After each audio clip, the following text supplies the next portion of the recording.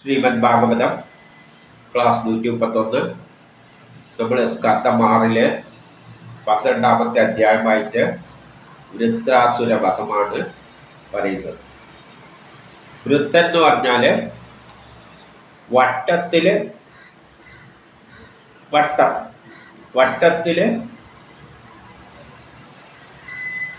Act ചെയ്യുന്ന ഒരു production. എന്താ കർമ്മം ചെയ്യുമ്പോൾ അതിനെ തടസ്സം നിർത്തുന്ന ശക്തി. തടസ്സം നിൽക്കുന്നതിനാണ് അസുരന്മാരെന്ന് പറയുന്നത്. അപ്പം വട്ടത്തില് തടസ്സം നിൽക്കുന്നത്. ആറ്റങ്ങളെല്ലാം വട്ടത്തിലാണ്. പ്രപഞ്ചം ആദ്യം ഉണ്ടായപ്പോൾ വലിയൊരു ഗോളമാണ്. ആ ഗോളമായിട്ടാണ് മാറിപ്പോയത്. 7 ലോകമായിട്ടൊന്നും തിരിഞ്ഞിട്ടില്ല. അപ്പോൾ അത് സൃഷ്ടിക്ക് തടസ്സമായി നിൽക്കുകയാണ്. സൃഷ്ടിയാണെങ്കിൽ പിന്നെന്ത് വേണം? അതിനെ വെട്ടി ചേടാക്കിയിട്ട് മാറ്റണം. അതാണ് ഇന്ദ്രന്റെ ജോലി. അപ്പം അതിനെ അത് എതിർക്കും. അതുപോലെ തന്നെ ആറ്റങ്ങൾ കൂടിച്ചേർന്ന് നിൽക്കുകയാണ്. അപ്പോൾ പുതിയൊരു വസ്തു ഉണ്ടാക്കേണ്ട ആറ്റങ്ങളെ വേർപെടുത്തിയിട്ട് പുതിയതായിട്ട് യോജിപ്പിക്കണം. വേറെ ആറ്റുമായിട്ട് യോജിപ്പിച്ചിട്ട് പലതും പലതരത്തിൽ കൂട്ടി യോജിപ്പിക്കുമ്പോഴാണ് പല വസ്തുക്കൾ ഉണ്ടാകുന്നത്.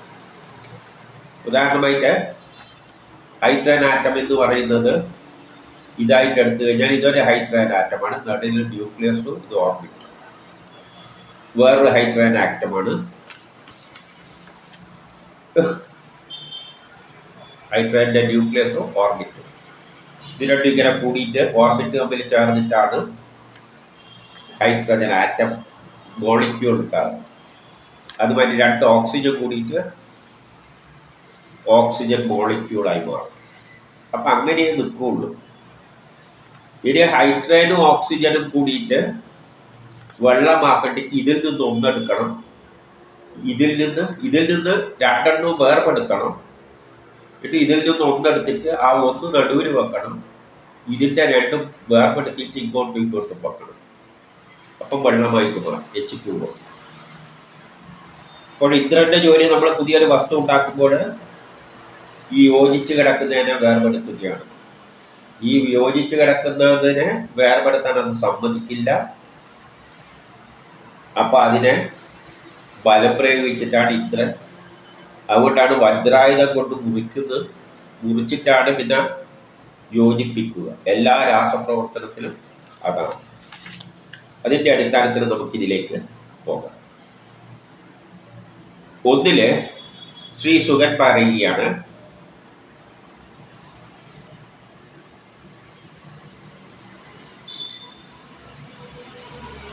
ഇപ്രകാരം യുദ്ധത്തിൽ ശരീരം ഉപേക്ഷിക്കാൻ ആഗ്രഹിച്ചവനും.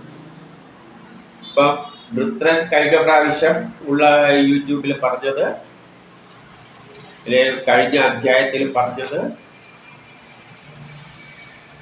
മരണമാണ് ഏറ്റവും ശ്രേഷ്ഠമായിട്ടുള്ളത് എന്നാണ്. വിജയം മാത്രമല്ല, വിജയമില്ലെങ്കിൽ മരണം, യുദ്ധക്കളത്തിൽ വെച്ച് മരിക്കുന്നത് ശ്രേഷ്ഠമാണ്. അപ്പോൾ അതുകൊണ്ട് ഇന്ദ്രനോട് പറയുകയാണ്, നീ യുദ്ധം ചെയ്യും എന്നാണ് പറഞ്ഞത്. പ്രേരിപ്പിക്കുകയാണ് ഇന്ദ്രനെ എന്നെ കൊല്ലാൻ വേണ്ടി. കാരണം യോദ്ധാക്കൾക്കെല്ലാം മരണമാണ് ശ്രേഷ്ഠകരമായിട്ടുള്ളത്. ഒന്നിക്ക് ജയിക്കണം, അല്ലെങ്കിൽ മരണം തന്നെ. അപ്പോൾ ശ്രീസുഖൻ പറയുകയാണ്, ഇപ്രകാരം യുദ്ധത്തിൽ ശരീരം ഉപേക്ഷിക്കുവാൻ ആഗ്രഹിച്ചവനും വിജയത്തെക്കാൾ മരണം ശ്രേഷ്ഠകരമാണെന്ന് ചിന്തിച്ചവനുമായ വൃത്രൻ പ്രളയസമയം കൈഠഭാസുരൻ വിഷ്ണുവിനെ എന്ന പോലെ ശൂലോമേന്തി ഇന്ദ്രന്റെ അടുത്തേക്ക് പാഞ്ഞു. ഇന്ദ്രനെ കൊല്ലാൻ വേണ്ടിയല്ല. അസുരന്മാരെന്ന് പറയുന്നത് എതിർക്കുന്ന പാർട്ടികളാണ്.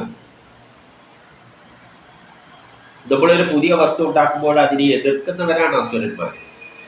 അപ്പം ജയിക്കുന്നതാരാണ്? ദേവന്മാർ തന്നെയായിരിക്കും. പുതിയൊരു വസ്തു ഉണ്ടാകുമ്പോൾ അസുരന്മാർ തോറ്റേ പറ്റും. അപ്പം അസുരന്മാർക്കറിയാം നമ്മൾ തോക്കാൻ തന്നെ ജനിച്ചവരാണ്. അതേസമയം അസുരന്മാർ തന്നെയാണ് തോക്കുക. കാരണം ഒരു പുതിയ വസ്തു ഉണ്ടാക്കുമ്പോൾ ഇപ്പം അരിയിലൊരു ശക്തി എതിർക്കുന്നുണ്ട് അതിനെ പദം വരാതെ നിൽക്കാൻ. പക്ഷെ നമ്മൾ ചോറാക്കുമ്പോൾ അത് തോക്കും. അപ്പം വൃത്രനും അറിയാം തനിക്ക് മരണം തന്നെയാണ് സംഭവിക്കാൻ പോകുന്നത്. അതും ശ്രേഷ്ഠകരമാണ്. അപ്പോൾ അതുകൊണ്ട് അദ്ദേഹം എന്ത് ചെയ്തു? ധീരമായിട്ട് നേരെ ഇന്ദ്രന്റെ നേർക്ക് വാങ്ങി. ഇന്ദ്രനോട് ഏറ്റുമുട്ടാൻ. രണ്ടില് പിന്നീട് കൽപ്പാന്ത കാലത്തിലെ വിഷ്ണു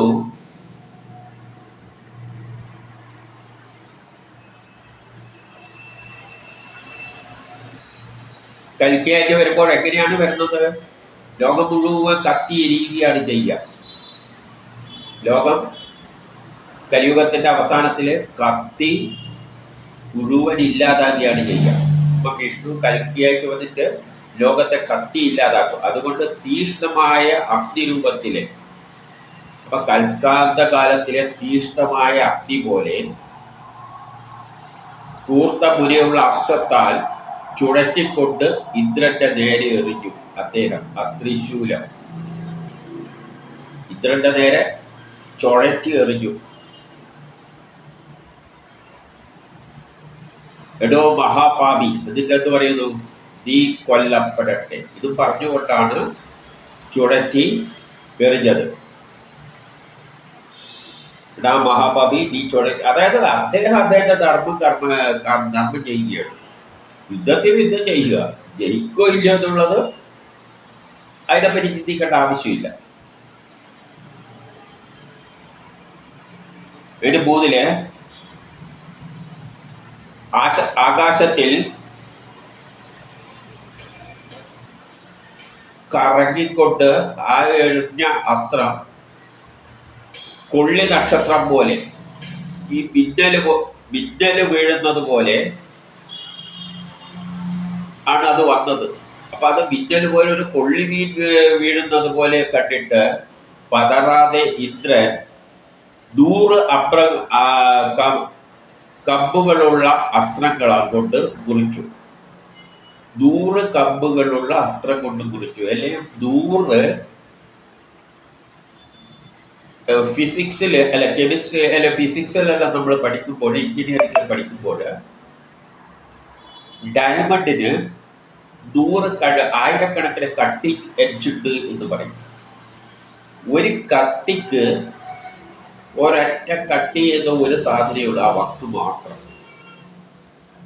എന്നാലും വജ്രത്തിന് അങ്ങനെയല്ല.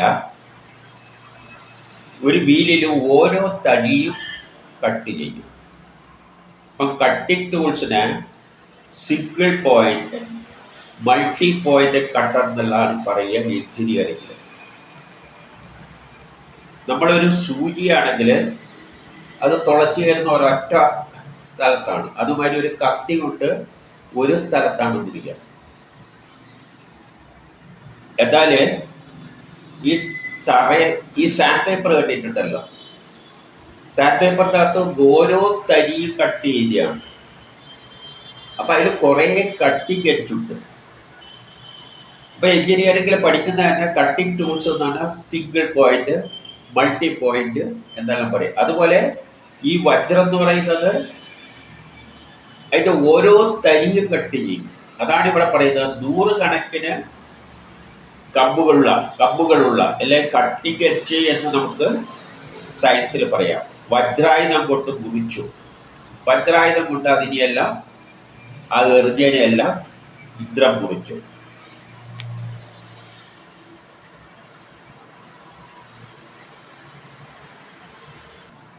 ആ അസ്ത്രങ്ങളെ മുറിക്കുക മാത്രമല്ല, സർപ്പരാജാവായ വാസുകിയുടെ കൈത്തണ്ട പോലെയുള്ള അവന്റെ കൈയെ എന്ത് ചെയ്തു? അതിലും കൈത്തണ്ടയിലും മുറിവേൽപ്പിച്ചു ആ വജ്രായുധം കൊണ്ട്. അപ്പോഴേ നമ്മൾ പറഞ്ഞു ആറ്റത്തിലുള്ള ആ ഓർബിറ്റില് എതിർക്കുന്ന ശക്തി വിശേഷത്തെയാണ് വൃത്രാസുരൻ എന്ന് പറയുന്നത്. ഇപ്പൊ വൃത്രാസുരനില് ആറ്റങ്ങളെ നമ്മൾ സാധാരണ യോജിപ്പിക്കുന്നത് ബോണ്ടുകൾ കൊണ്ടാണ് കെമിസ്ട്രിയില്.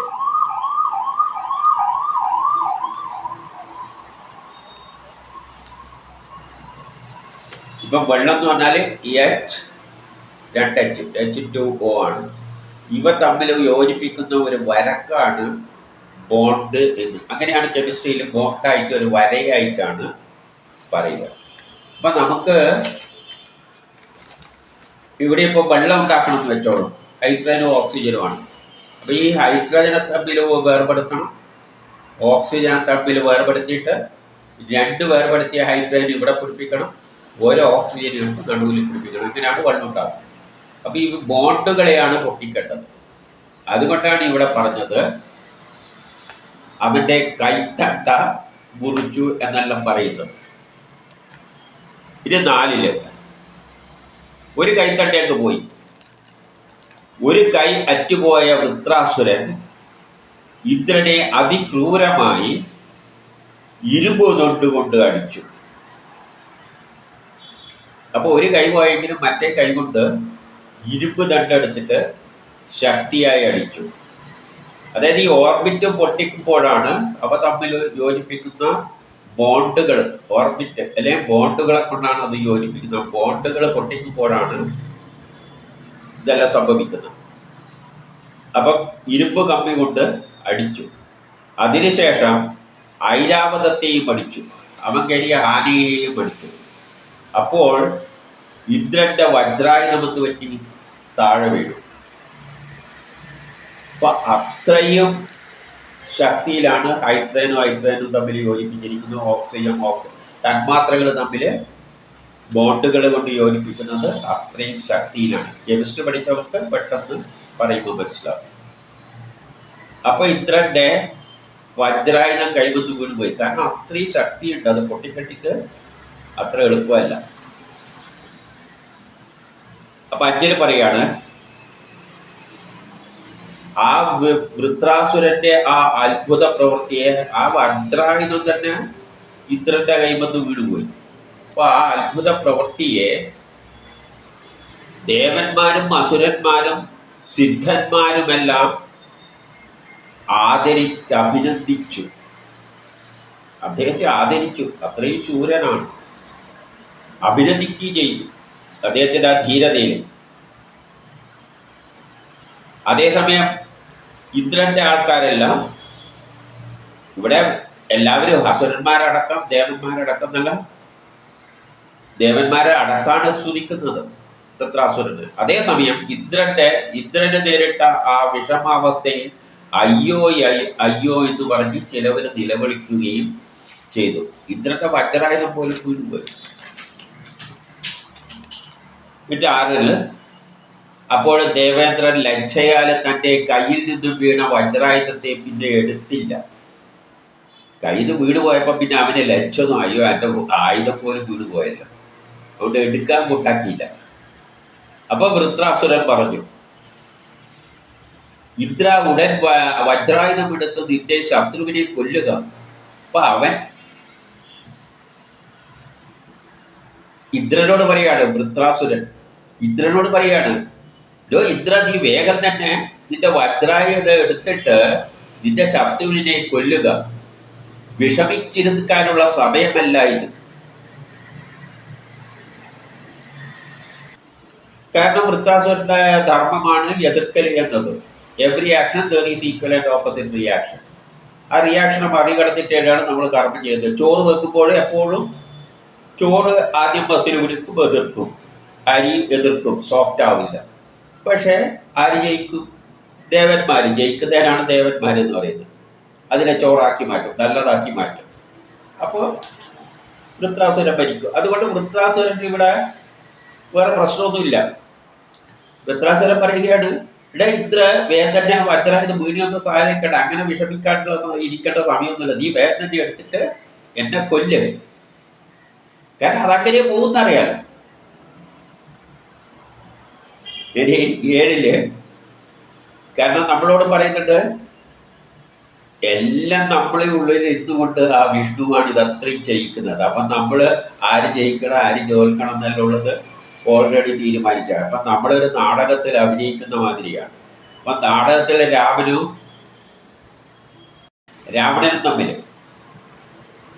രാവണനും തമ്മിൽ യുദ്ധം ചെയ്യുന്ന ഒരു സന്ദർഭം നാടകത്തിലാണ്. ഒരാൾ രാമനായിട്ട് വേഷം കിട്ടും, ഒരാൾ രാവണനായിട്ട് വേഷം കെട്ടും, വാള് വെച്ചാണ് യുദ്ധം ചെയ്യുന്നതെന്ന് വിചാരിച്ചോളൂ. എന്തോ അഭിനയിച്ചുകൊണ്ടിരിക്കുമ്പോൾ രാമന്റെ കൈമന്ന്, അല്ലെ രാമനായി അഭിനയിച്ച ആളുടെ കൈമന്ന് വാള് താഴെ വീണാല് ഉടനെ രാവണൻ എന്താണ് പറയുക? ഇവിടെ നീ വേദന്റെ ആ വാള് എടുക്ക്. അപ്പൊ അവനൊരു ചപ്പലുണ്ടാവും. കാരണം വാള് കൈമന്ന് വീടുപോയി, അഭിനയിക്കുമ്പോൾ കൈമന്ന് വാള് വീടുപോയാൽ അപ്പൊ മറ്റവരെന്താ അവനെ വേദി എടുത്തിട്ട് എന്നെ പൊട്ടിക്കൊല്ല്. കാരണം നാടകത്തിൽ അങ്ങനെയാണ്, രാവണനെ വെട്ടിക്കൊല്ലണം. അതുപോലെ ഇവിടെയും വൃത്രാസുരനെ വധിക്കേണ്ട ജോലി ആർക്കാണ്? നാടകത്തിൽ വൃത്രാസുരന് ഏറ്റുമുട്ടേണ്ട റോളേ ഉള്ളൂ.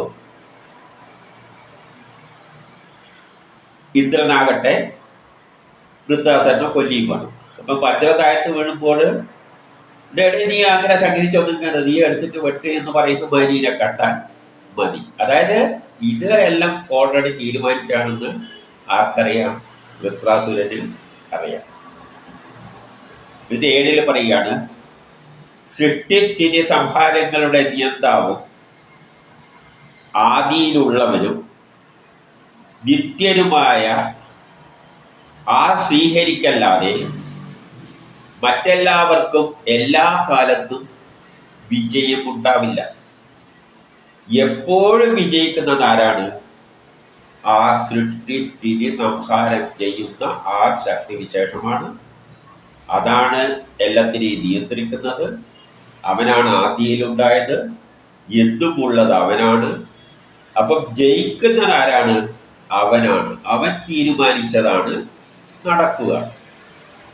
അല്ലാതെ കീഴെയുള്ള ഇന്ദ്രനോ വൃത്രാസുരനോ ആർക്കെങ്കിലും എപ്പോഴും ജയിക്കാൻ പറ്റുമെന്ന് വെച്ച് കഴിഞ്ഞാൽ നടക്കുന്ന കാര്യമല്ല. അതെല്ലാം ആര് തീരുമാനിച്ചിട്ടുണ്ട്? അങ്ങേര് തീരുമാനിച്ചിട്ടുണ്ട്. അപ്പൊ ചിലപ്പോഴെല്ലാം ഇങ്ങനെ ചിലവരെല്ലാം ജയിച്ചു പോകും. അതുകൊണ്ട് എല്ലാ കാലത്തും ജയം ആർക്ക് തന്നെയാണ്? ആ ശ്രീഹരിക്ക് തന്നെയാണ്. അതുകൊണ്ട് ഞാനിപ്പോ നിന്റെ വാള് അടിച്ചു തെറിപ്പിച്ചിട്ടുണ്ട്, അത് ഇപ്പൊ എന്റെ ജയമാണ്. പക്ഷെ യഥാർത്ഥത്തില് ഫൈനൽ ജയിക്കേണ്ടത് നീയാണ്. അതുകൊണ്ട് നീ എന്ത് ചെയ്യണം? ഈ ആയുധം എടുത്തിട്ട് യുദ്ധം ചെയ്യും. അപ്പോഴേ എല്ലാവർക്കും എല്ലപ്പോഴൊന്നും വിജയിക്കാൻ പറ്റില്ല. പലപ്പോഴും ജയിച്ചെന്ന് വരും, പലപ്പോഴും തോറ്റെന്നും വരും. അതുകൊണ്ട് അതിനൊന്നും കാര്യമാക്കട്ട. ജയിക്കേണ്ടത് ആരാണ്? ആ ശക്തി ഒന്ന് തീരുമാനിച്ചിട്ടുണ്ട്, അതാണ് ജയിക്കേണ്ടത്. അതിവിടെ ജയിക്കേണ്ടത് ആരാണെന്ന് ആർക്കറിയാം?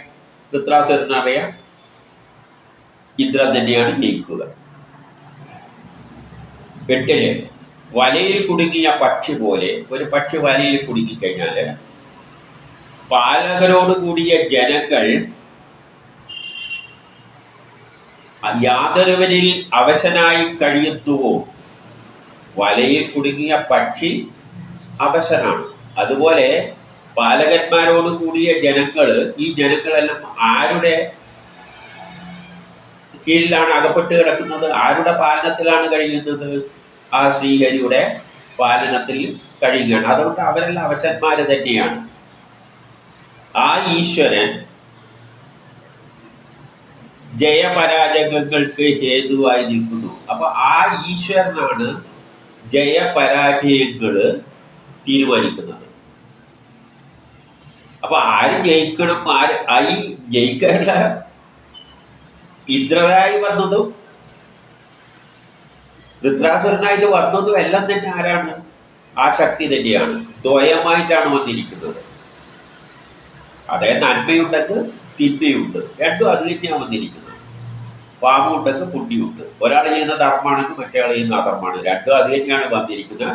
ഏറ്റുമുട്ടുന്നതും അത് തന്നെയാണ്. രണ്ടായിട്ട് തിരിച്ച് ഏറ്റുമുട്ടുന്നത്. ആരാണ് ജയിക്കേണ്ടത് തീരുമാനിക്കുന്നത്? ആ ശക്തി തന്നെയാണ്. അതുകൊണ്ട് നമുക്കിവിടെ വലിയ റോളൊന്നും ഇല്ല എന്നാണ് ഇവിടെ വൃത്രാസുരൻ പറയുന്നത്.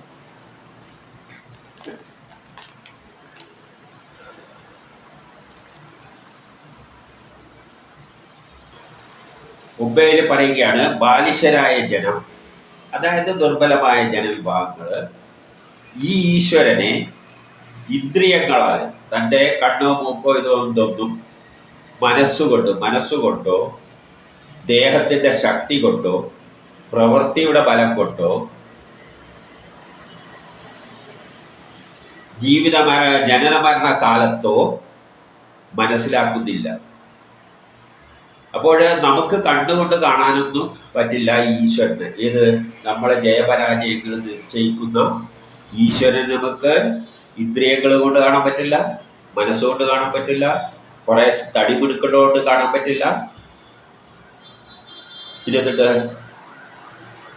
പ്രവൃത്തി കൊണ്ട് കാണാൻ പറ്റില്ല, ജനിച്ചു മരിക്കുന്നതിൻ്റെ ഇടയ്ക്കൊന്നും കാണാൻ പറ്റില്ല.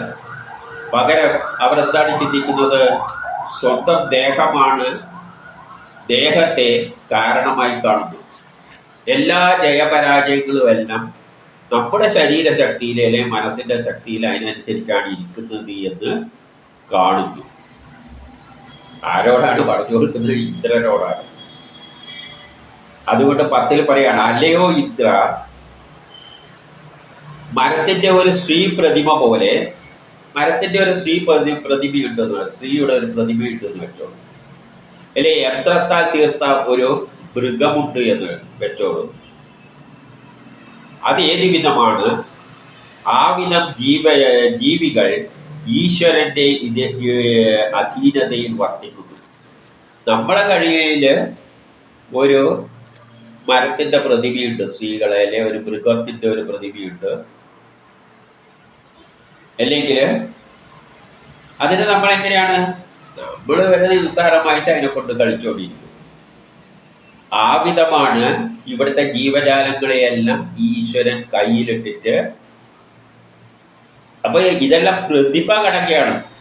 ആ ഈശ്വരനെ സംബന്ധിച്ചിടത്തോളം നമ്മളെല്ലാം വെറും പ്രതിമ കണക്കെയാണ്. ഒരു ജീവനുള്ള ജീവിയായിട്ട് പോലും ആ ഈശ്വരന്റെ മുമ്പിൽ നമ്മളെ കാണാൻ പറ്റില്ല. ആ ജീവൻ തന്നെ അതിൽ നിന്ന് വരുന്നതാണ്. അതുകൊണ്ട് അവരെ ഈശ്വരനെ സംബന്ധിച്ചിടത്തോളം ഇതിൽ ഒരു കളിപ്പാട്ടം മാത്രമാണ്. കളിപ്പാട്ടം കൊണ്ട് എന്തെല്ലോ കാട്ടിക്കൂട്ടും. അത്രയും നമുക്കിവിടെ സ്ഥാനമുള്ളൂ. 11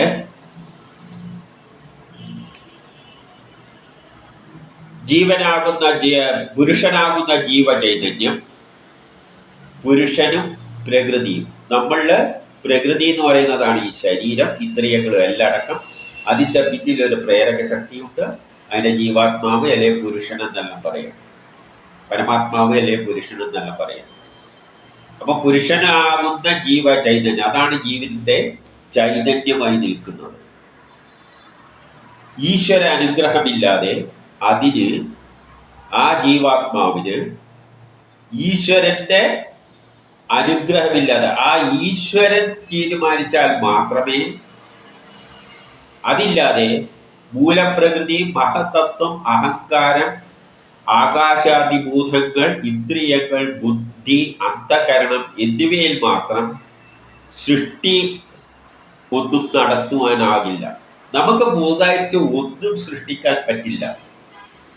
നമുക്ക് മൂലപ്രകൃതി ഉണ്ടായാലും, സയൻസ് ഉണ്ടായാലും, നമ്മിൽ ഞാനെന്ന ഭാവം ഉണ്ടായാലും നമുക്ക് ഒരു ചുക്കും ചെയ്യാൻ പറ്റില്ല. ഏതില്ലെങ്കിൽ ഈശ്വരന്റെ അനുഗ്രഹമില്ലെങ്കിൽ. ഈശ്വരൻ എന്താണോ തീരുമാനിക്കുന്നത് അതിനനുസരിച്ച് ഈ ഗ്രഹങ്ങളെല്ലാം തന്നെ ഉണ്ടെങ്കിലും നമുക്ക് എന്ത് തന്നെ ഇന്ദ്രിയങ്ങളും ശരീരശക്തി, മനസ്സും, ബുദ്ധി എന്തെല്ലാം ഉണ്ടായാലും ആ ശക്തി തീരുമാനിക്കുന്നതേ നമ്മുടെ ശരീരം ചെയ്യുകയുള്ളൂ. ആ ശക്തി ഗ്രഹങ്ങളിലൂടെ ആക്ട് ചെയ്യുന്നത്. അപ്പോൾ ഓൾറെഡി അത് തീരുമാനിച്ചിട്ടുണ്ട്. അല്ലാതെ നമുക്ക് ഈ സ്വന്തമായിട്ട് ആ ശക്തി ഇല്ലെങ്കിൽ നമുക്ക് സ്വന്തമായിട്ട് ഒന്നും സൃഷ്ടിയോ ഒന്നും നടത്താൻ പറ്റില്ല. 12 അറിവില്ലാത്തവരെന്നാല് സ്വാതന്ത്ര്യമില്ലാത്ത ജീവനെ, നമ്മളെ ജീവൻ എന്ന് പറയുന്നത് ഞാനെന്ന ചിന്തയുള്ള, അതിനാണ് ജീവൻ ഇവിടെ ഉദ്ദേശിക്കുന്നത്, ജീവാത്മാവ്. മറ്റേത് പരമാത്മാവാണ്. ഉള്ളില് ആ ഒന്നിലും തലയിടാതെ അങ്ങനെ നിൽക്കുന്ന പരമാത്മാവാണ്. ജീവാത്മാവാണ് ഞാനെന്ന ചിന്തയെല്ലാം ഉണ്ടാക്കുന്നത്. ആ ജീവാത്മാവിന് സ്വാതന്ത്ര്യമൊന്നുമില്ല. പക്ഷേ അറിവില്ലാത്തവർ ഈ ജീവാത്മാവിനെ തന്നെ ഈശ്വരനായി കാണുകയാണ്.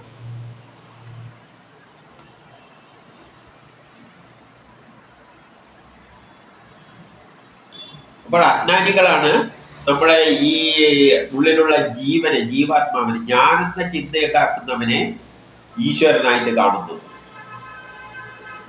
അതായത് നമ്മിലാണ് ഈശ്വരനുള്ളതെന്ന് പറയുമ്പോൾ ഞാൻ തന്നെ ചിലപ്പോൾ ഞാൻ പറയുന്നുണ്ട് ഞാൻ തന്നെയാണ് ഈശ്വരൻ എന്ന് പറയുന്നത്.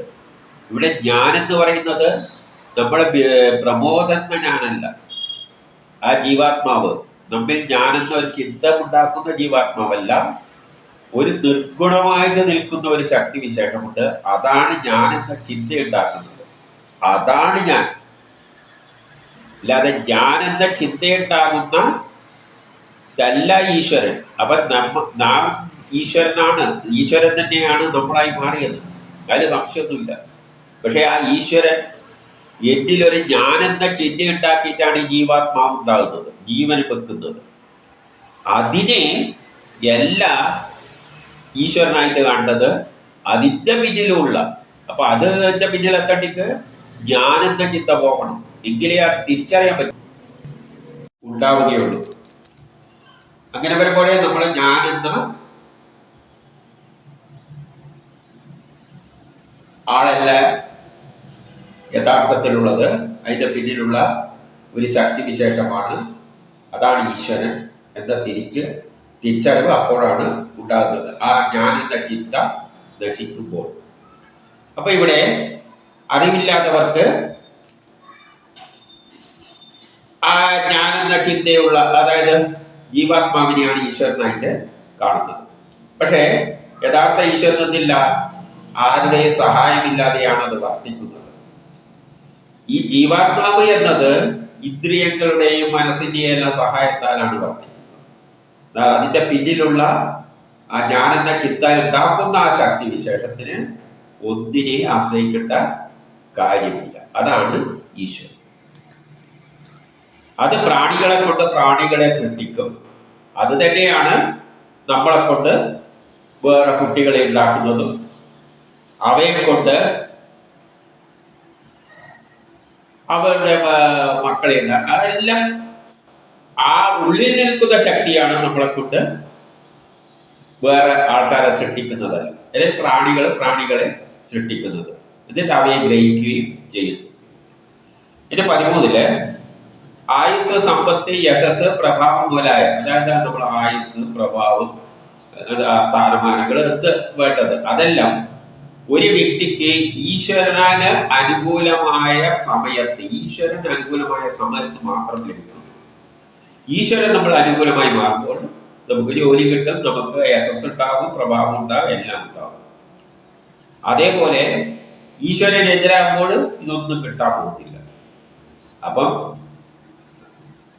ഇന്ദ്രനാണോ ജയിക്കേണ്ടത്, ധൃതരാഷ്ട്രനാണോ ജയിക്കേണ്ടത് എന്നുള്ളതല്ല, ഈശ്വരനാണ് തീരുമാനിച്ചിരിക്കുന്നത്.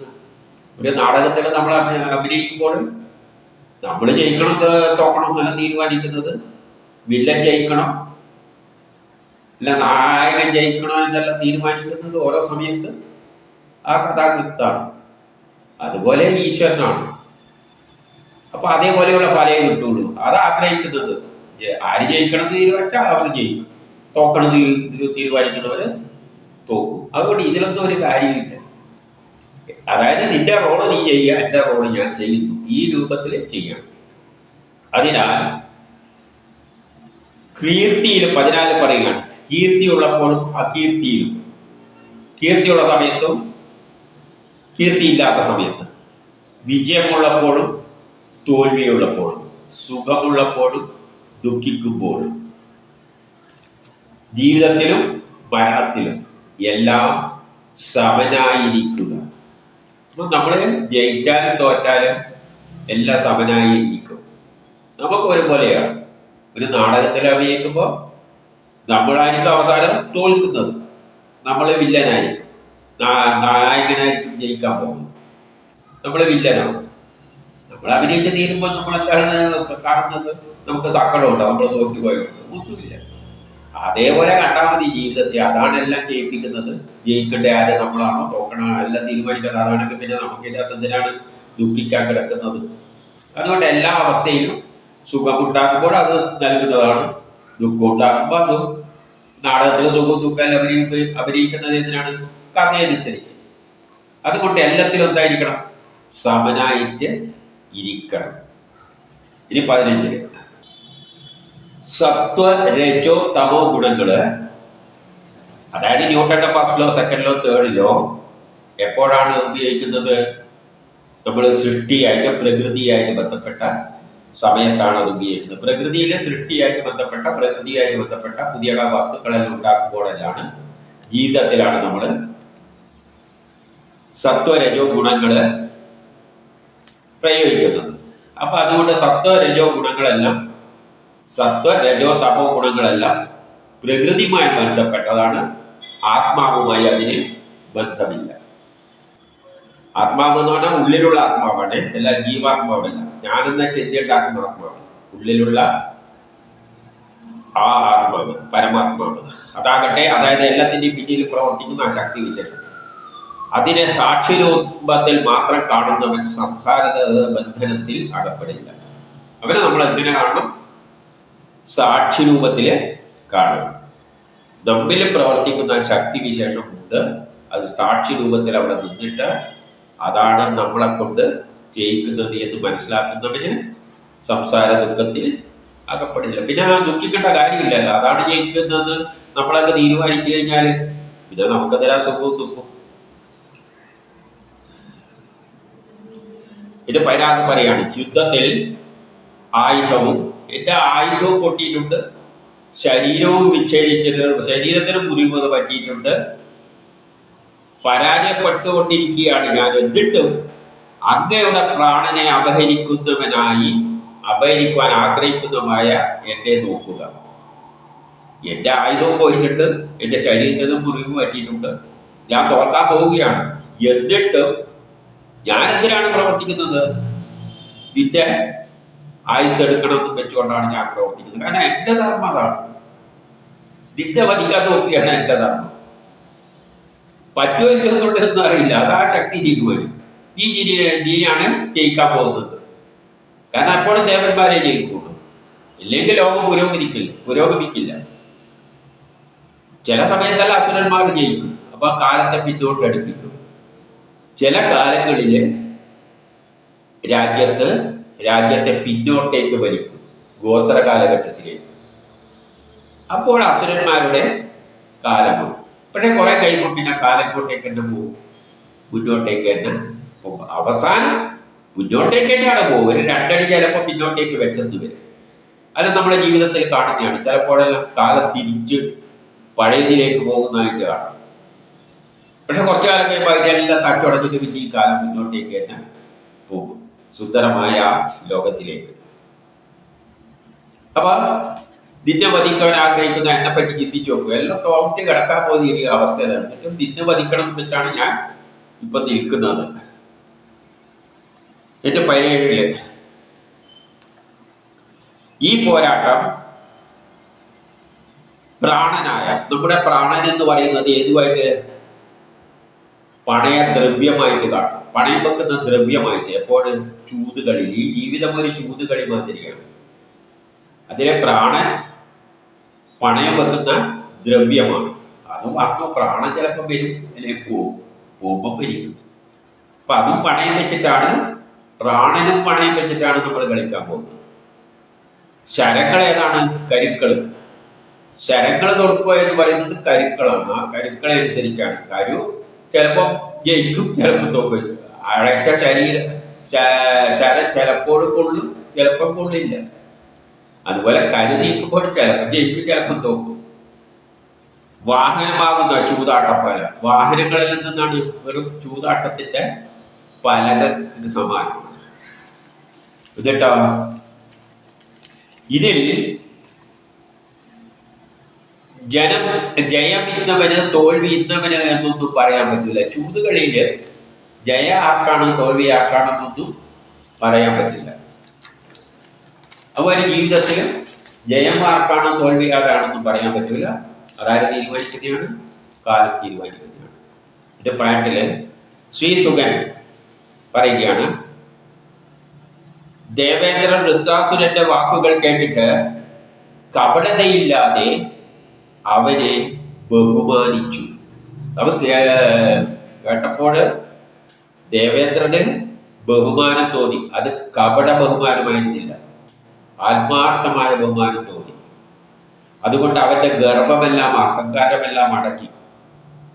ഞാൻ ഇത്രനാണ് ഇവരെ കൊല്ലുന്നുള്ള അഹങ്കാരമെല്ലാം അടക്കി. അവനും മനസ്സിലായി ഇതെല്ലാം ആ ശക്തി കളിപ്പിക്കുന്നതാണ്. അപ്പൊ അഹങ്കാരവും അകന്ന് വജ്രായുധമെടുത്ത് ചുഴറ്റിക്കൊണ്ട് അവന്റെ നേർക്ക് പാഞ്ഞു. ഇനി 19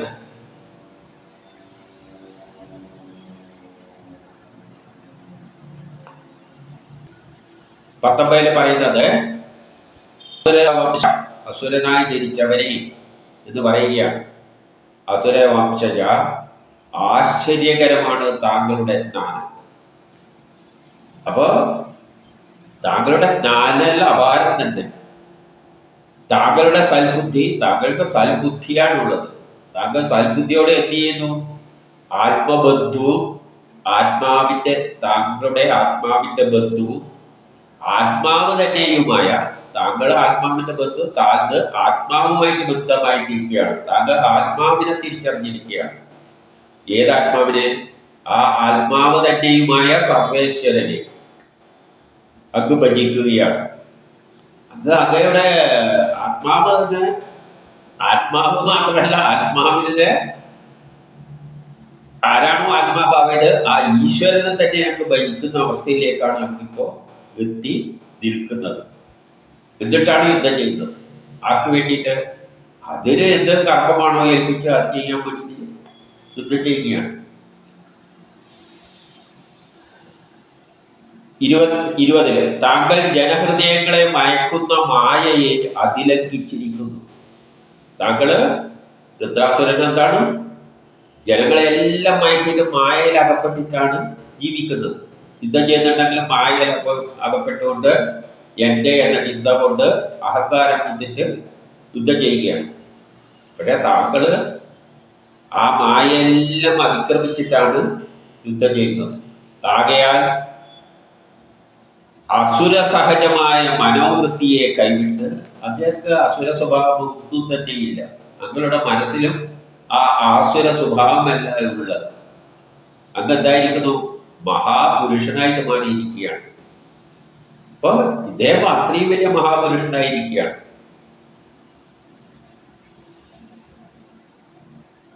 21 ജന്മന രജോ ഗുണ സ്വഭാവമുള്ള താങ്കൾക്ക് രജോ ഗുണമാണ്, തമോ ഗുണമല്ല. കാലത്തെ പിന്നോട്ടേക്ക് കഴിക്കുന്ന സ്വഭാവമല്ല. സാധാരണ അസുരന്മാർക്ക് റിയാക്ഷനാണ്. കാലത്തെ പിന്നോട്ടേക്ക് അടുക്കുക, ഗോത്ര കാലഘട്ടത്തിലേക്ക്, പഴഞ്ച കാലഘട്ടത്തിലേക്ക് കൊണ്ടുപോകുക. അതാണ് തമോ ഗുണം. പക്ഷേ ഇദ്ദേഹത്തിന് രജോ ഗുണമാണ്. ലോകത്തെ മുന്നോട്ടേക്ക് കൊണ്ടുപോകണമെന്ന് ചിന്തിക്കുന്ന അസുരനാണ്. രജോ ഗുണമായ സ്വഭാവമുള്ള താങ്കൾക്ക് സത്വഗുണപ്രദമായ ശ്രീ വാസുദേവനിൽ, അദ്ദേഹം ശാന്തമായി നിൽക്കുന്ന വാസുദേവനിൽ ശ്രദ്ധയും ബുദ്ധിയും ഉണ്ടായത് വലിയ ആശ്ചര്യകരം തന്നെ. ലോകത്തെ മുന്നോട്ടേക്ക് നയിക്കണമെന്നുള്ള നല്ല ചിന്ത വെച്ച് നീക്കുന്ന അങ്ങേർക്ക് ഈ ശാന്തമായ നിലയിൽ നിൽക്കുന്ന, അതായത് അത്രയും ആക്റ്റീവാണ് ഈ അസുരൻ. ലോകത്തെ മുന്നോട്ടേക്ക് നയിക്കേണ്ടത് മെമ്പൽ കൊള്ളുന്നവർക്ക് സത്വഗുണമുള്ള ഈ വാസുദേവനില് ശ്രദ്ധയും ബുദ്ധിയും ഉണ്ടായി എന്ന് വരുന്നത് വലിയ അതിശയകരം തന്നെ പ്രവൃത്തിയാണ്. 22 യാതൊരാൾ ബുദ്ധിയുടെ അതിനായകനായ ശ്രീ മഹാവിഷ്ണുവിൽ ഭക്തി ഉറപ്പിക്കുന്നുവോ ആ താങ്കൾക്ക് സ്വർഗാദികളിൽ എന്ത് കാര്യം? താങ്കള് മഹാവിഷ്ണുവിന് ഭക്തി അർപ്പിച്ചിരിക്കുകയാണ്. മുക്തിമാർഗമാണ് താങ്കൾ ചിന്തിക്കുന്നത്. അങ്ങനെയുള്ളവർക്ക് സ്വർഗലോകമാകുന്നതിൻ്റെ ഒന്നും കാര്യമെന്നാണുള്ളത്. ഒരു കാര്യമില്ല. ഏതുപോലെ അമൃത സരസിൽ നിൽക്കുന്ന ഒരാള് കുഴിയിലെ ജലത്തെ ആഗ്രഹിക്കുന്നു. അങ്ങ് അമൃത സരസിലാണ് നിൽക്കുന്നത്, എന്നിട്ട് അവിടെ ഇരുന്നുകൊണ്ട് കുഴിയിലെ ജലത്തെ ചിന്തിക്കുക ആഗ്രഹിക്കുന്നില്ല. ഇനി 23 അങ്ങനെ ധർമ്മതത്വത്തെ അറിയുവാനുള്ള താല്പര്യത്താൽ അങ്ങനെ ധർമ്മതത്വം എന്താണ് യഥാർത്ഥ ജീവിതത്തിന്റെ ധർമ്മം എന്ന തത്വം അറിയാനുള്ള ആഗ്രഹത്താൽ താല്പര്യത്തോടെ തമ്മിൽ തമ്മിൽ പറഞ്ഞുകൊണ്ട് പരാക്രമികളായ അവർ സമരം ചെയ്തു. തമ്മിൽ അത് പറഞ്ഞുകൊണ്ടാണ് യുദ്ധം ചെയ്തത്. യഥാർത്ഥത്തില് ഹൈഡ്രജനും ഓക്സിജനും കൂടിച്ചേർന്ന് വെള്ളമാകുമ്പോൾ ഇവിടെ ആരെയും ഒന്നും വലുതോ ചെറുതോ ആയിട്ട് കാണുന്നില്ല. എല്ലാത്തിനും ഒരേ ലക്ഷ്യമുള്ളൂ. ഹൈഡ്രജനും ഓക്സിജനും കൂടിച്ചേർന്ന വെള്ളമാകണം. പക്ഷേ പൊട്ടിക്കുന്ന ഹൈഡ്രജനെ പൊട്ടിച്ച് വേർപെടുത്തുമ്പോൾ ഒരു എതിർപ്പുണ്ട്, ഓക്സിജനെ വേർപെടുത്തുമ്പോൾ ഒരു എതിർപ്പുണ്ട്, പിന്നെ വേർപെടുത്തി കഴിഞ്ഞാൽ കൂട്ടിച്ചേർക്കാം. അപ്പൊ എതിർപ്പ് എന്നത് അവിടെ ഉണ്ട്. കാരണം every action there is equal and opposite reaction. എല്ലാ സത്വങ്ങളും എല്ലാ വസ്തുവിനും അതേപോലെ നിൽക്കാനാണ് ടെൻഡൻസി. ഓക്സിജനായി നിൽക്കാനാണ് ടെൻഡൻസി, ഹൈഡ്രജനായിട്ട് നിൽക്കാനാണ് ടെൻഡൻസി, അരിക്ക് ചോറാകാതെ അരിയായി നിൽക്കാനാണ് ടെൻഡൻസി. പക്ഷെ അതിനെ മാറ്റാൻ ശ്രമിക്കുമ്പോൾ എതിർപ്പുണ്ടാകും. Every action there is equal and opposite reaction. രജോ ഗുണമുണ്ടാകുമ്പോൾ തമോ ഗുണം എതിർക്കുന്ന ഒരു ശക്തി ഉണ്ടാകും. ആ എതിർപ്പിന്റെ ശക്തിയാണ് വൃത്രൻ മുന്നോട്ടേക്ക് പുതിയതൊന്നായിട്ട് മാറ്റാൻ ശ്രമിക്കുന്നതാണ് ഇന്ദ്രൻ. അപ്പൊ അവര് തമ്മില് സ്വാഭാവികമാണ്, അല്ലാതെ അവർക്ക് രണ്ടുപേർക്കും പോലെ ഇരയായിട്ട് വേണം. പിന്നെ അതിൽ കഴിയുമ്പോൾ പുതിയൊരവസ്ഥ സ്വീകരിക്കും, അത്രയേ ഉള്ളൂ. അതുകൊണ്ട് ഇവിടെ അവര് പരസ്പരം ഈ തത്വങ്ങളെല്ലാം പറഞ്ഞുകൊണ്ട് യുദ്ധം ചെയ്തു എന്നാണ് പറയുന്നത്, സമരം ചെയ്തു എന്നാണ് പറയുന്നത്. 24 ശത്രുവിനെ അടിക്കുവാൻ കെൽപ്പുള്ള വൃത്രാസുരൻ കാരിരുമ്പിനാൽ നിർമ്മിച്ച അത്യുഗ്രമായ പരിഘത്തെ ചുഴറ്റിയെറിഞ്ഞു. അദ്ദേഹം കാരിരുമ്പ് കൊണ്ട് തീർത്ത അരി എടുത്തിട്ട് ചുഴറ്റിയെറിഞ്ഞു. ഇരുമ്പും കൊണ്ട് എറിഞ്ഞു കഴിഞ്ഞാൽ, വജ്രം കൊണ്ട് അടിച്ചു കഴിഞ്ഞാൽ എന്താ ഇപ്പം അത് പൊടിയായി പോകും. ദേവേന്ദ്രനാകട്ടെ വൃത്താസുരന്റെ പരിഘത്തെയും ദൂറ് തുമ്പിക്കൈ പോലെയുള്ള കരത്തെയും ദേവേന്ദ്രനാകട്ടെ വൃത്താസുരന്റെ പരിഘത്തെയും ആനയുടെ തുമ്പിക്കൈ പോലെയുള്ള കരത്തെയും. അപ്പൊ ഇന്ദ്രൻ എന്താണ് ചെയ്തത്? വൃത്രാസുരന്റെ ആയുധത്തെയും ആനയുടെ തുമ്പിക്കൈ പോലെയുള്ള അദ്ദേഹത്തിന്റെ കരത്തെയും. ഇവിടെ തുമ്പിക്കൈ എന്ന് പറയുന്നത് ഒരു പ്രത്യേകതയുണ്ട്. ആറ്റങ്ങള് തുമ്പിക്കൈനെ കൊണ്ടാണ് മറ്റൊരു സാധനം പിടിക്കുക. അതുപോലെ ഹൈഡ്രജൻ ആറ്റത്തിന്റെ ഒരു കൈയുണ്ട്, ഇതാണ് തുമ്പിക്കൈ. ഓക്സിജൻ വന്നിട്ട് ഒരു തുമ്പിക്കൈ ഉണ്ട്, അതിനാണ് ബോണ്ട് എന്ന് പറയുന്നത്. ഈ ബോണ്ട് കൊണ്ടാണ് ഹൈഡ്രജൻ ഓക്സിജൻ പിടിക്കുക. ഓക്സിജന് 2 തുമ്പിക്കൈയുണ്ട്, ഹൈഡ്രജൻ ഒന്നുണ്ട്. അപ്പൊ അത് ഈ തുമ്പിക്കൈ കൊണ്ട് ഈ ഹൈഡ്രജനെ പിടിക്കും. അപ്പോൾ ഓക്സിജനില് ഇതിപ്പോ ഹൈഡ്രജൻ ആണെങ്കിൽ ഇത് ഹൈഡ്രജൻ കൂടിച്ചേർന്നതാണ്. അപ്പൊ ഇതിനെ എഴുതുമ്പോൾ H ഒരു വര. അപ്പൊ ഇവിടെ ഒരു തുമ്പിക്കൈയുണ്ട്. ഇതിനെ ആദ്യം പൊട്ടിച്ചിട്ടാണ് എന്ത് ചെയ്യുന്നത്? ഈ ഹൈഡ്രജനെ വേർപെടുത്തിയിട്ടാണ്, അതേമാതിരി ഓക്സിജൻ തമ്മിൽ വേർപെടുത്തിയിട്ടാണ് 2 ഹൈഡ്രജനെ അപ്പുറവും ഇപ്പുറവും വെച്ച് പിടിപ്പിച്ചിട്ട് ഇവിടെ ഓക്സിജനുമായിട്ട് പിടിപ്പിക്കുന്നത്. അപ്പൊ തുമ്പിക്കൈ ആദ്യം പൊട്ടിക്കണം, പിന്നെ യോജിപ്പിക്കണം. ആ തരത്തിൽ ഇതിനെ കട്ടാവും. അപ്പൊ ആനയുടെ തുമ്പിക്കൈ പോലെയുള്ളതാണ്. ആനയുടെ തുമ്പിക്കൈ എന്ന് പറയുമ്പോൾ എന്താണ് നമ്മൾ ചിന്തിക്കേണ്ടത്? ആന തുമ്പിക്കൈ കൊണ്ടാണ് പിടിക്കുക. അപ്പൊ ഹൈഡ്രജൻ അതിന്റെ തുമ്പിക്കൈ ബോട്ട് കൊണ്ടാണ് മറ്റേ ഹൈഡ്രജനെ പിടിച്ചിരിക്കുന്നത്. അപ്പൊ അതിനെ 2 പൊട്ടിച്ചിട്ട് ഹൈഡ്രജൻ ആക്കിയാൽ മാത്രമേ ഓക്സിജനെ ചേർത്തിട്ട് വെള്ളമാക്കാൻ പറ്റുകയുള്ളൂ. അപ്പൊ നൂറുകണക്കിനുള്ള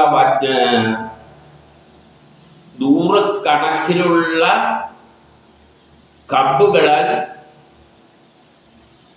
വജ്രായുധം കൊണ്ട് ഛേദിച്ചു. ഞാൻ നേരത്തെ തന്നെ പറഞ്ഞു, വജ്രായുധം എന്ന് പറയുമ്പോൾ സിംഗിൾ പോയിന്റ് കട്ടറല്ല, മൾട്ടി പോയിന്റ് കട്ടറ. അതുകൊണ്ടാണ് അതിന് 100 കട്ടിംഗ് എഡ്ജസ് ഉണ്ട് എന്ന് പറയുന്നത്. ഇനി 26.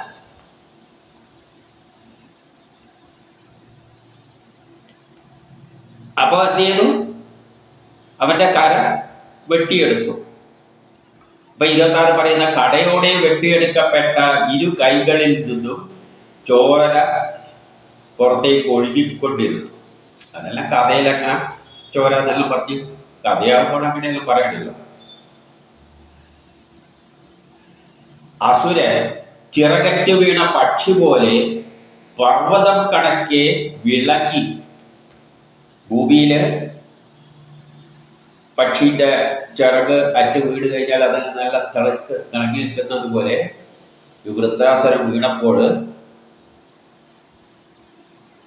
അത് തിളങ്ങി എന്നാണ് പറയുന്നത്. തിളങ്ങി എന്ന് പറയുമ്പോൾ ആറ്റങ്ങൾ വേർപെടുമ്പോൾ ആ ആറ്റം ഭയങ്കര പവർഫുൾ ആണ്. അതിനങ്ങനെ ഒറ്റയായി നിൽക്കാൻ പറ്റില്ല. ഹൈഡ്രജൻ വേർപ്പെടുത്തിയാൽ അതിനങ്ങനെ നിൽക്കാൻ പറ്റില്ല. ഭയങ്കര ശക്തിയാണ്. കാരണം ഒറ്റക്ക് നിൽക്കാൻ പറ്റില്ല. കൂടി ഏതൊക്കെ ആയിട്ട് കൂടിച്ചേരണം. അങ്ങനെയാണ് H2O ആകുന്നത്. ഓക്സിജനെയും വേർപെടുത്തിയാൽ കൂടിച്ചേരണം. അതുകൊണ്ട് വെട്ടിക്കഴിയുമ്പോൾ അതിൻ്റെ ശക്തി തിളങ്ങിക്കൊണ്ടിരിക്കും. എന്നിട്ടോ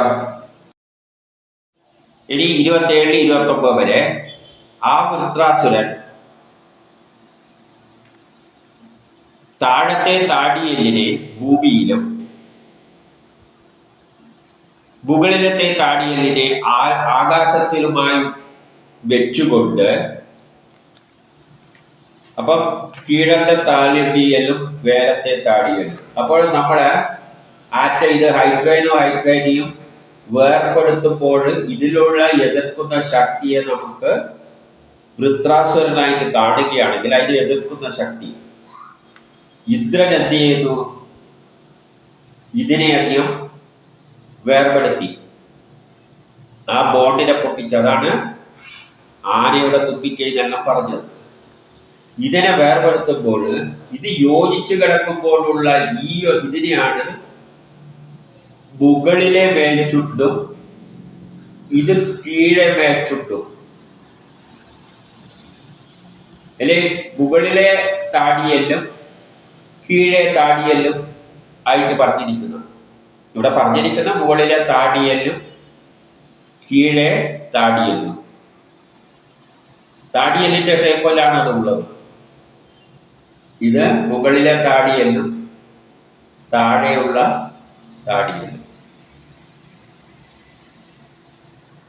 അതിനെ ഭൂമിയോടും ആകാശത്തോടും വേർപെടുത്തി എന്ന് പറഞ്ഞാൽ ഇത് രണ്ടും വെട്ടി ഈ H ഇങ്ങോട്ടേക്ക് ഇവിടെ H മാറി. അപ്പോൾ ഈ കഷ്ണം ഇവിടെ നിൽക്കുകയാണ്. ഈ കഷ്ണം ഇപ്പുറത്തെ കഷ്ണം ഇത് ഇവിടെയുണ്ട്. ഇതിന്റെ ഈ ഭാഗം ഇവിടെയുണ്ട്.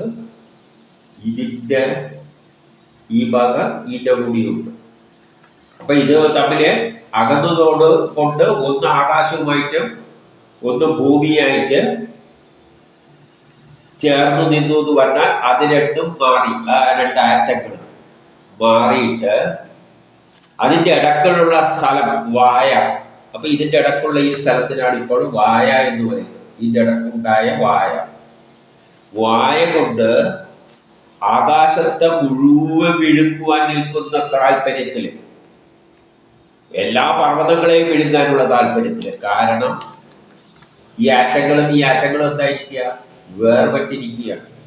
വേർപെട്ടിരിക്കുന്ന ആറ്റങ്ങൾക്ക് H2 ആയിരുന്നതിനെ കുറിച്ചിട്ട് മാറ്റിയപ്പോൾ H ആയപ്പോൾ അവക്കങ്ങനെ ഒറ്റക്ക് നിൽക്കാൻ പറ്റൂല. അത് ആരെ പിടിച്ച് വിഴുങ്ങണം എന്ന് വെക്കുന്ന തരത്തിലാണ് ആറ്റങ്ങൾ നിൽക്കുന്നത്. Hനെയും ഇങ്ങനെ നിന്ന് Hനെയും മാറ്റിയാൽ വേറിട്ട് അതിന് നിൽക്കാൻ പറ്റൂല. കണ്ടേനെ പിടിച്ച് വിഴുങ്ങിക്കളയും. കൂടിച്ചേർന്നിട്ട് എന്താകണം? അവർക്ക് പിന്നെയും ഇങ്ങനെ കൂടിച്ചേർന്ന് നിൽക്കണം. അതുകൊണ്ടാണ് ഏരിയ വിഴുങ്ങാൻ പറ്റുന്ന തരത്തിൽ നിന്ന് ആ വൃത്രാസുരൻ. ആറ്റങ്ങൾക്ക് എന്തുകൊണ്ടാണ് ചേരാൻ പറ്റാത്തത്? ഒറ്റ ഇലക്ട്രോണായിട്ട് നിൽക്കാൻ പറ്റില്ല. ഹൈഡ്രജൻ 2 അല്ലെങ്കിൽ 8 ഒക്ടറ്റ് റൂളൽ പണ്ട് പറഞ്ഞതാണ്. അതുകൊണ്ട് അത് ഏതിനെയും വിഴുങ്ങാൻ വേണ്ടിയിട്ട് 2 ഓക്സിജൻ ഇങ്ങനെ നിന്ന്. കാരണം ഏതിനേക്കും അതിന്റെ അടക്കം പിടിച്ചോണ്ടിട്ട് അതിനെ വിഴുങ്ങണം.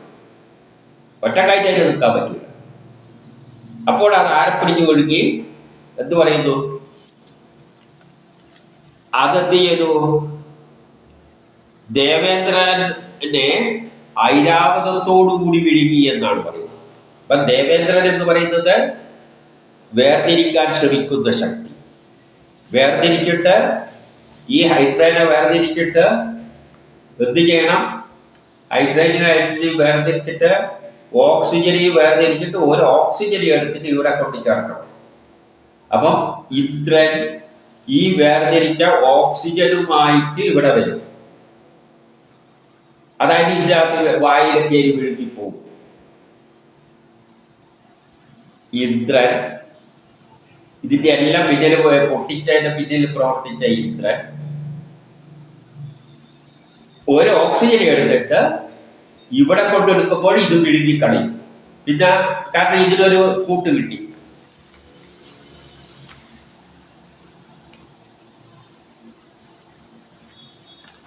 ഇതെങ്ങനെ H അതായത് H2O വെള്ളമായിട്ട് മാറി.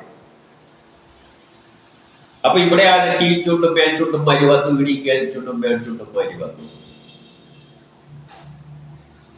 ഈ ഓക്സിജനെയും കൊണ്ടാണ് ഇന്ദ്രൻ വന്നിട്ട് ഇവിടെ പിടിപ്പിക്കുന്നത്. അപ്പൊ ഇന്ദ്രനും കൂടി ഉണ്ട്, ഈ ഓക്സിജൻ ഉണ്ട്. ഓക്സിജൻ ഒരു ആറ്റമാണ്. ആറ്റത്തെ ഞാൻ നേരത്തെ പറഞ്ഞു ആനയുടെ മസ്തകം മാതിരിയാണ് ആറ്റത്തെ ചിത്രീകരിക്കുക. പണ്ട് ചിത്രീകരിച്ചിട്ടുണ്ട് ആനയുടെ മസ്തകം പോലെ. കഴിഞ്ഞാൽ പറഞ്ഞതാണ്. അപ്പോൾ ആനയുടെ മസ്തകത്തോടു കൂടി ഇന്ദ്രനെ വിഴുങ്ങി.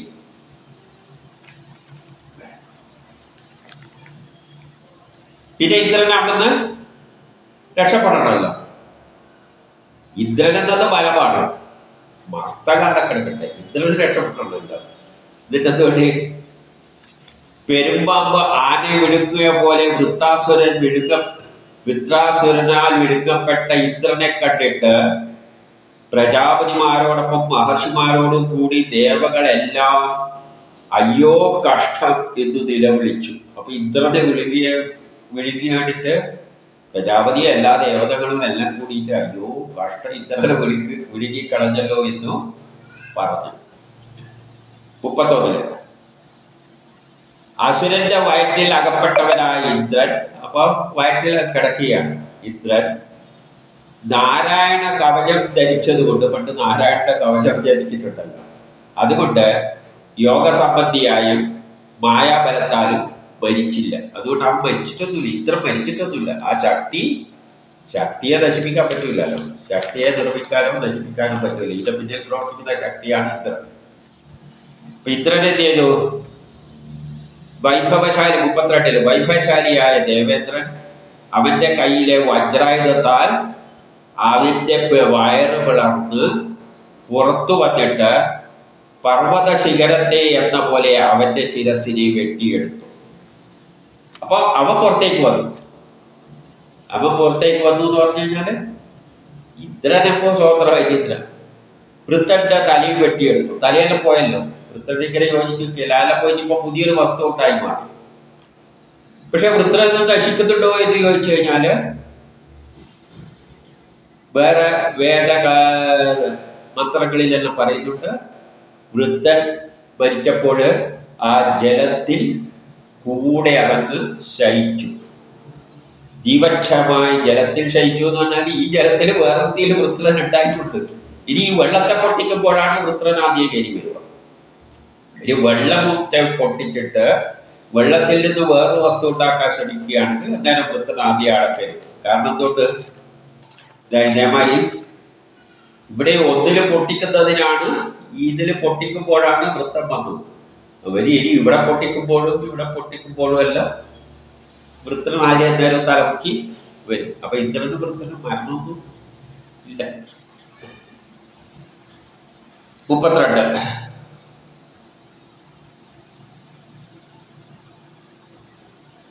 32 പറയാ, അങ്ങനെ ചുഴറ്റപ്പെട്ട വജ്രായുധം ഭൂമിയുടെ മേൽ ചുറ്റുന്ന ഗതിവേഗത്തോടെ, അതായത് 360 ദിവസം കൊണ്ട് അവന്റെ കഴുത്തറുത്ത് താഴെ വീഴ്ത്തി എന്നാണ് പറയുന്നത്. 360 ദിവസം കൊണ്ടാണ് കഴുത്തറുത്ത് വീഴ്ത്തി എന്ന് പറയുമ്പോൾ ജലം ആദ്യമായിട്ടുണ്ടായത് ഒരു പ്രത്യേക കാലഘട്ടം കഴിഞ്ഞപ്പോഴാണ്. പ്രപഞ്ച സൃഷ്ടിയിൽ ആദ്യം ഉണ്ടാകുന്നത് ഹൈഡ്രജൻ ഓക്സിജൻ മുതലായ വാതകങ്ങളായിരിക്കും. പിന്നെ ഈ ഹൈഡ്രജൻ ഓക്സിജൻ പൊട്ടിച്ച് ചേർത്തിട്ടാണ് ജലമായത്. പിന്നെയാണ് ജലം ഉണ്ടാകുന്നത്. അപ്പൊ അത് ഓരോ കാലഘട്ടത്തിലാണ്.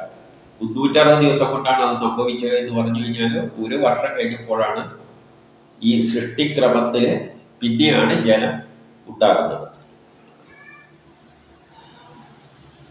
അപ്പൊ 33 പറയുകയാണ്, അന്നേരം ആകാശത്ത് ദുബ്ദുബികൾ മുറുങ്ങി. അപ്പൊ ഈ രാസപ്രവർത്തനങ്ങളെല്ലാം നടക്കുമ്പോൾ ആകാശത്ത് എന്തുണ്ടാവും? ഇപ്പൊ ആകാശത്തിലെ മേഘങ്ങള്, ചാർജുള്ള ആറ്റങ്ങള് കൂടി ചേർമ്പോൾ തന്നെ മഴയാകുമ്പോൾ തന്നെ ഇടി മിന്നലെല്ലാം ഉണ്ടാകുന്നത് പോലെ ഇതേപോലെ ജലം ഉണ്ടാകുന്ന കാലഘട്ടത്തില് ഇതേമാതിരി രാസപ്രവർത്തനങ്ങൾ നടത്തിയിട്ടാണ് പ്രപഞ്ചത്തിൽ പലതും ഉണ്ടായത്. അപ്പോഴെല്ലാം ദുദ്ദുബിയെല്ലാം മുടങ്ങും, ഭയങ്കര ഒച്ചക്കളങ്ങൾ കേട്ടും. പിന്നെ ദേവന്മാര്, ഗന്ധർവന്മാര്, സിദ്ധന്മാര് മുതലായവർ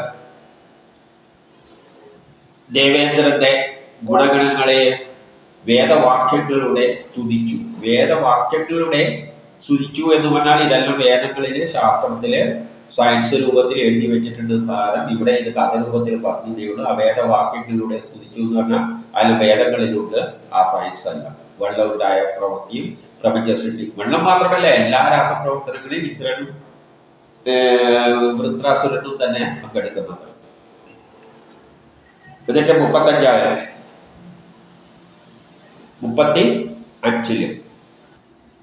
അങ്ങനെ ഹേ ശത്രുഹന്താവേ, വൃത്താസുരന്റെ ശരീരത്തിൽ നിന്നും നിഷ്ക്രിയമായ ആത്മപ്രകാശം. അങ്ങനെ വൃത്താസുരനിൽ നിന്നും, അവിടെ നിന്നും മരിച്ച ആ ശരീരത്തിൽ നിന്നും വന്ന വൃത്താസുരന്റെ ആത്മസ്വരൂപം എല്ലാവരും കേൾക്കെ തന്നെ എവിടെ പോയി ചേർന്നു? വിഷ്ണുവില് പോയി ചേർന്നു. അതായത് ബ്രഹ്മസാക്ഷാത്കാരം വൃത്താസുരൻ നേടി.